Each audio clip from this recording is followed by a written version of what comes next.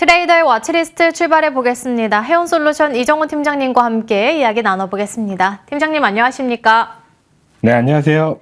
네, 먼저 첫 번째 특징주로는 로보티즈를 볼 수 있겠습니다. 보유하고 있다면 너무나도 아랫목이 뜨뜻할 것 같고 보유하고 있지 않다면 너무나도 배가 아플 것 같은데 로보티즈의 경우에는 오늘 또다시 급등세가 나오면서 신고가 경신이 나왔습니다. 장중에는 36만 4천 원, 현재 구간에는 33만 8천 원 지나가고 있습니다. 로봇주 전망 어떻게 보실까요? 네, 로봇 관련해가지고 전망은 아직도 맑지 않나라고 생각이 들고 있어요. 계속적으로 어떻게 보면 요즘 최근에 많이 올랐던 종목들을 보자라고 보면 현대차 밸류체인 관련 종목들이 상승세가 눈에 띄게 올라줬다라고 생각이 들고 있고, 그 다음에 뭐 레인보우 로보틱스와 SPG 같은 종목들도 올라줬는데 이제 이 바통을 이어받아서 로보티즈가 상승 랠리가 나와주고 있다라고 생각이 들고 있습니다. 이재명 대통령에서 로봇 현장 투입 관련해가지고 긍정적인 발언을 했던 부분이 있는데 그런 부분이 로봇 관련해가지고 약간의 불확실성과 이런 부분이 해소가 되지 않았나라는 생각이 들고 있고요. 로봇은 아직까지는 실적에 대해서 보여주는 모습보다는 미래에 대한 기대감이 많다라고 생각이 들고 있어요. 이제 본격적인 실적 시즌인 만큼 어떻게 본다면 기존에 어떻게 보면 중소형 로봇 관련주를 지켜보시는 게 아니라 어떻게 본다면 대기업과의 협업과 밸류체인이 있는 기업들 아니면 실적이 조금 더 탄탄한 기업들 위주로 보시는 게 저는 지금 로봇 관련주들을 보시는 게 좋다. 그리고 나서 실적 시즌이 끝나고 나서는 어느 정도 테마성이나 이런 종목들로 수급이 또 분산이 될 가능성은 있기 때문에 지금은 실적이 조금 나타나거나 아니면 뒷배가 있는 로봇 관련주들을 보자라고 말씀을 해드리겠습니다. 이제는 로봇주 내에서도 옥석 가리기에 제대로 들어간 만큼 실적이 어느 정도 뒷받침되고 있는 종목을 위주로 해서 보는 게 좋겠다 말씀해 주셨습니다. 두 번째 특징주로는 오늘 시장에서의 정말 큰 특징이 되고 있는 SK하이닉스 볼 수 있을 것 같은데요. 드디어 오늘 90만 닉스에 대한 돌파가 정규장에서 나왔습니다. 장중에는 92만 4천 원, 현재 구간에도 계속해서 고점을 올리고 있고요. 이게 이렇게나 큰 종목이 맞나 싶을 정도로 현재 구간에도 7%가량의 급등 흐름을 이어가고 있습니다.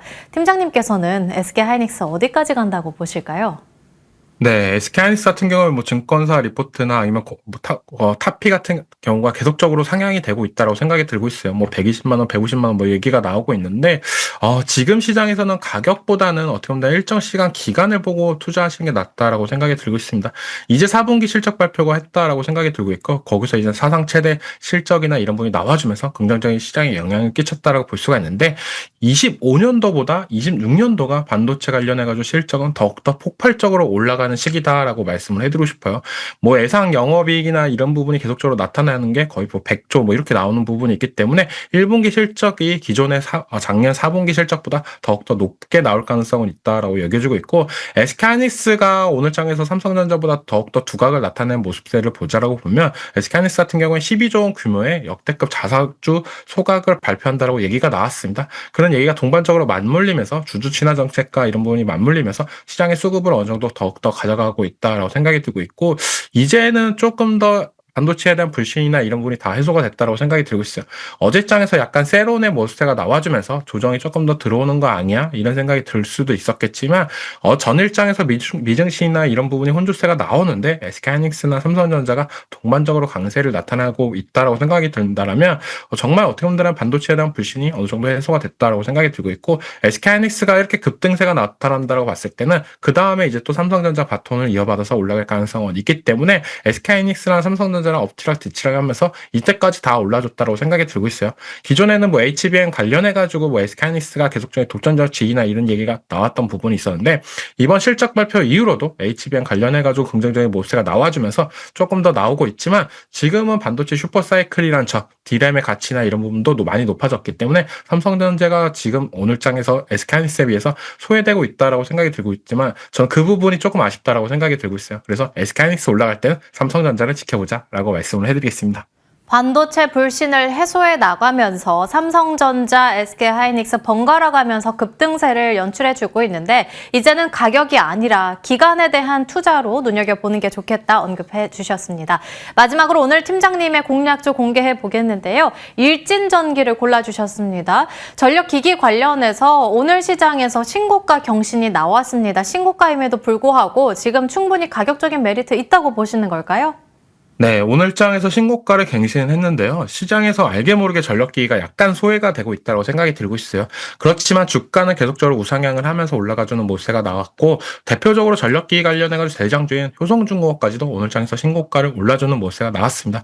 그렇다고 본다라면 아직까지 AI에 대해서 불신이나 이런 부분이 어느 정도 해소가 됐다라고 생각이 들고 있고, 일진전기 같은 경우는 이번 연도 작년 4분기 초과 변압기 매출이 이제 본격적으로 반영될 시기입니다. 그렇다고 본다라면 실적에 대해서 긍정적인 평가나 이런 부분이 더 나올 가능성은 있기 때문에 다른 변압기 관련주들보다는 4분기에 대한 실적을 조금 더 기대를 해볼 수 있지 않나라는 생각이 들고 있고, 대표적으로 뭐 변압기 4대장 얘기를 하잖아요. 뭐 효성중공업, HD 현대일렉트릭, 뭐 그중에서 약간의 막내 주격인 일진전기까지 포함해가지고 수주잔고가 30조를 달성을 했다는 얘기도 나왔던 만큼, 어떻게 본다라면은 미래 먹거리 관련해가지고 수주잔고나 이런 부분이 다 관련해가지고는 어떤 걱정거리가 많이 해소가 됐다라고 생각이 들고 있기 때문에 지금 가격대에서 신고가를 갱신하면서 약간의 조정세가 나오고 있지만, 지금 가격대도 저는 매력적이다라고 말씀을 해드리면서 목표가 같은 경우에는 8만 원, 그리고 손절가는 5만 9천 원을 제시하겠습니다.